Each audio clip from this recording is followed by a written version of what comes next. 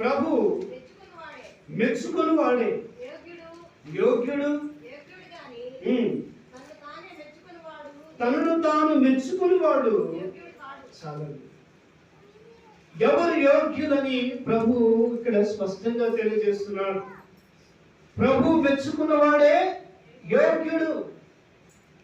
చాలా మంది అనుకోండి నన్ను గ్రహిస్తుంది ముందు, నేను మంచివాడిని, నేను మంచి బోధకుని అని నేను అనుకుంటే సరిపోదు.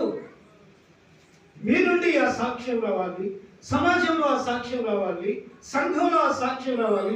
ఎదుటి వాళ్ళు చెప్పాలి పలానా బోధకుడు మంచివాడు అని.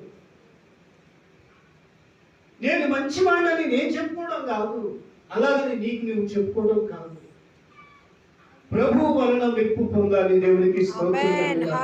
చాలా మంది సంఘంలో, బయట సమాజంలో మనుషుల మెప్పును పొందడానికి ఎక్కువగా ఇష్టపడతారు. మనుషుల వలన గుర్తింపు కోసం ఎక్కువ ఇష్టపడతారు.